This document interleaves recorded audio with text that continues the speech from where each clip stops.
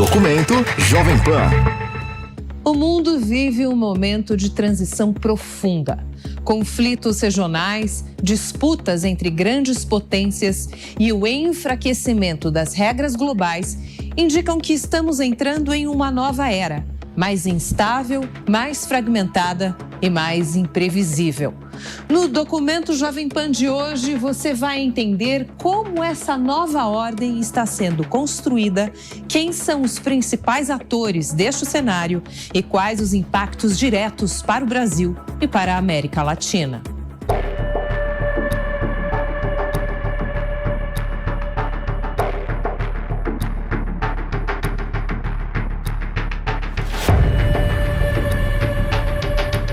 Mais de 8 décadas atrás, a Segunda Guerra Mundial fez com que a história do mundo fosse reescrita após um conflito devastador. Durante a Guerra Fria, o mundo se dividiu em 2 grandes blocos de poder. E com o fim da União Soviética, os Estados Unidos emergiram como a principal potência global. A chamada Ordem Liberal Internacional passou a ser apresentada como um modelo universal. Mas, ao longo das últimas décadas, esse equilíbrio começou a se desgastar. O crescimento acelerado da China, a reorganização da Rússia, o fortalecimento de potências regionais e o protagonismo crescente do chamado Sul Global passaram a desafiar a lógica do poder mundial. É importante lembrar que ele não é um bloco monolítico. Não é simplesmente um conjunto homogêneo de países que tem uma direção muito clara. É diferente daquela divisão da época da Guerra Fria, em que as alianças eram muito mais pré-determinadas. Agora, o padrão de relacionamento é muito mais fluido. E é claro que a influência desses países está condicionada também pelo seu tamanho e pelos seus recursos.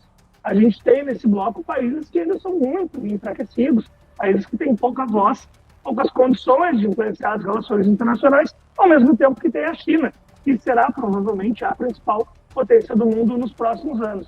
Então, me parece também que essa correlação de forças ela está se alterando com o passar do tempo e está dando mais voz para os países do sul global. E mais do que isso, me parece agora que, diante desse imperialismo renovado dos Estados Unidos, de Donald Trump, haverá um incentivo maior ainda para que os países do sul global busquem uma aproximação entre si. Isso é uma mudança importante de tradição, né? Os Estados Unidos, pelo menos desde o final da Segunda Guerra Mundial, sempre agiram, ainda que muitas vezes de forma hipócrita, né? Mas usando a linguagem de defesa de determinados valores, como democracia, etc. Né? É importante a gente entender que esta hipocrisia, entre aspas, ela é também importante, porque ela pelo menos sinaliza que o país está agindo com base em determinados valores, ou seja, pelo menos diz que esses valores são importantes. Né? Os Estados Unidos de Donald Trump, ele deixa muito claro que esses valores não são importantes. Né? Ele fala que o direito, que ele não precisa do direito internacional. Ele diz que só é limitado pela sua própria moralidade. Como os Estados Unidos passaram a tentar fazer aqui na América Latina, sobretudo depois da Segunda Guerra Mundial. Porque, claro, havia ainda intervenções militares, ainda havia patrocínio de golpes de Estado, mas os Estados Unidos, naquele momento, começaram a se dar conta de que talvez fosse mais interessante exercer a sua hegemonia de uma forma mais indireta do que simplesmente colocando de uma forma bastante transparente, clara, o seu domínio. Esses compromissos foram devidamente o quê? Colocados no papel com a Carta Constitutiva da ONU. Que o quê? Prima pela ideia do respeito à soberania dos estados, soberanos, independentes, a ideia de se estabelecer condições de diálogo multilateral entre os países integrantes da ONU. Então, o quê? Não é à toa que existe uma Assembleia da ONU. Para que haja o quê? Um palco de discussão, um palco de interação, um palco de composição de consenso. E desde o Tratado de Versalhes, a gente sempre reconhece que quem vence a guerra escreve a história. não é? Escreve a narrativa da história, como foi, porque foi, e como serão os resultados depois desse período de guerra, depois desta vitória. Então, o mundo pós-45 refletiu os valores da sociedade ocidental, mas particularmente dos Estados Unidos da América, que veio aí com uma série de inovações, estabelecendo aquilo que eles sempre se chamam de ordem liberal. Todo modelo pós-guerra que envolve ONU, GATT, OMC, elaboração do mercado comum europeu, União Europeia, OTAN, busca expandir, busca universalizar preceitos e valores liberais considerados aos olhos norte-americanos autênticos, ou seja, criados por eles, para o mundo.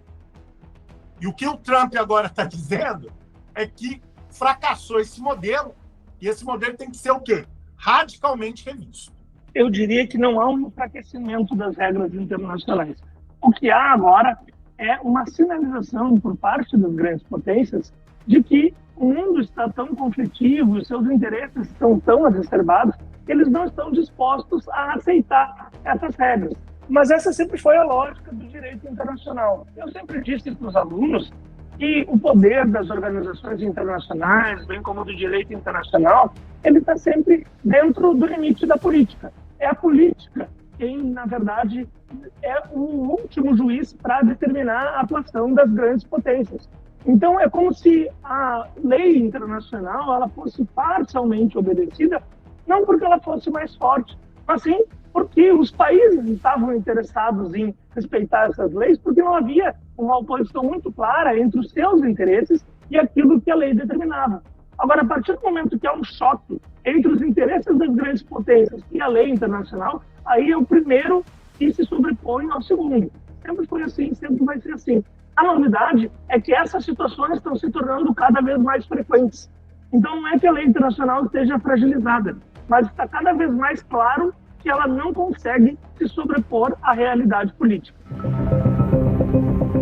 2026. Logo após o mundo celebrar a chegada de um novo ano, a dinâmica de poder mundial dá alertas de uma nova era.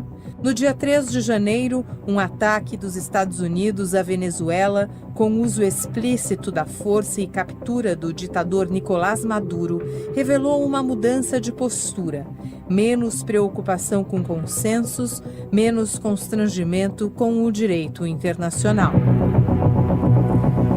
São os Estados Unidos que são muito menos constrangidos por qualquer tipo de limitação em termos do direito internacional. É justamente porque Estados Unidos entende que está perdendo ou que estava perdendo poder sobre a América Latina, não?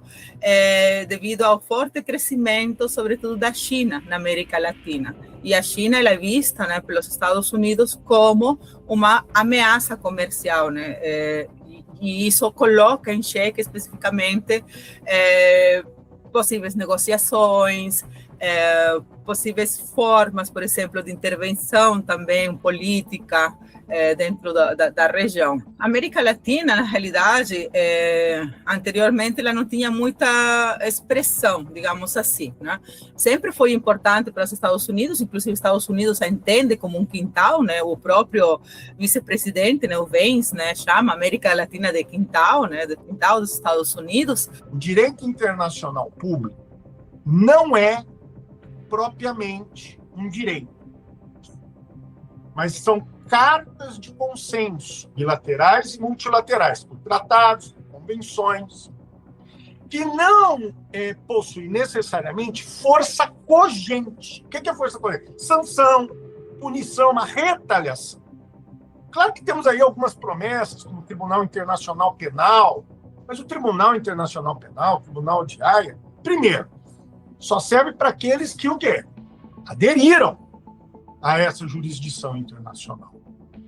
E entre nós, esse tipo de jurisdição serve para estados fracos. Não serve para o quê? Estados fortes, na prática. Eu vejo assim, muito mais dentro dessa perspectiva de que para as democracias frágeis, essa esfera de influência, elas podem seguir dois caminhos, tá? Vai depender também de como esteja especificamente o nível da população ou dos cidadãos, né, sobre o pensamento democrático, porque também temos que levar isso em consideração. Muito se fala, né, de qual o caminho do país, pensando no âmbito do governo, mas se esquece da própria cidadania, tá? Então, assim, o que eu entendo é que pode seguir dois caminhos, mas para a democratização, o fortalecimento da democratização, ou dois, para o fortalecimento do autoritarismo nesses países. Se tu me perguntas qual o caminho que eu vejo para a Venezuela, eu vejo o pior dos cenários. É hora de se sentar na mesa, num Conselho de Segurança da ONU ou num contexto qualquer, e ter uma séria discussão, de novo, não sobre o passado. O passado já foi, não adianta voltar para trás, mas de olhar para frente. Agora, um outro contexto é o seguinte: se a intervenção na Venezuela foi feita, que seja feita agora de forma completa. Porque não basta tirar o Maduro, deixa lá uma presidente interina de mãos atadas, obedecendo a uma intervenção americana que não diz ainda o que será do futuro do país. Daí não sai nada. A recuperação econômica e social da Venezuela não vem.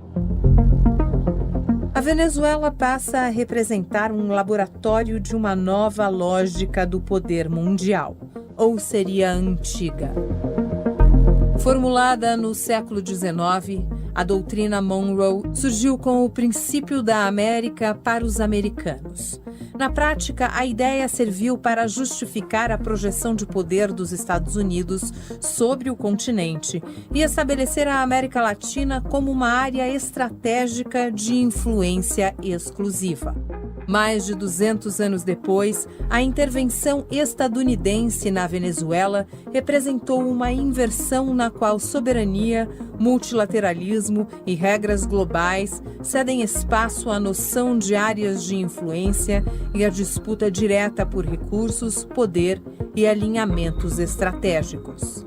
O que os Estados Unidos nos estão mostrando mais ou menos é isso, né? Que eles não vão deixar de forma fácil com que esses quintais se emancipem, né? Tenham autonomia, né? Tanto que Estados Unidos está mostrando, dentro de uma perspectiva também de estratégia geopolítica, quais seriam os outros países que seriam a ser intervindos, né? Como o México, como a Colômbia, justamente pela questão das riquezas naturais que eles têm. Uma coisa que a gente tem que entender especificamente é que, enquanto existe esse interesse de um país dominar o outro para poder controlar os recursos que esse outro país tem, vai ser muito difícil com que se lhe permita autonomia.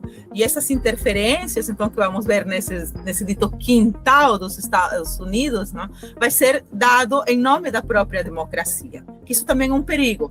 E para que eu me mantenha potência mundial, eu tenho que garantir no mínimo o quê? O meu predomínio regional. Se eu não tenho predomínio regional, como é que eu vou ser potência mundial? E aí ele restaura, pela doutrina Trump, a doutrina Monroe, América para os americanos. Isso é muito importante, porque nós temos que entender que a intervenção da Venezuela, só para deixar isso muito claro, faz parte de uma tradição política norte-americana chamada tradição jacksoniana, que prima pela ideia da segurança estratégica. Potência mundial tem que ter o quê? Pleno controle de reservas energéticas ou reservas estratégicas econômicas, porque ele não permite competição. E essa, eu chamaria de desmoralização das regras internacionais de comércio, começou a criar umas posições ou umas ações unilaterais de países, criando obstáculos, cotas, tarifas, ou fazendo, vamos dizer, um protecionismo escancarado.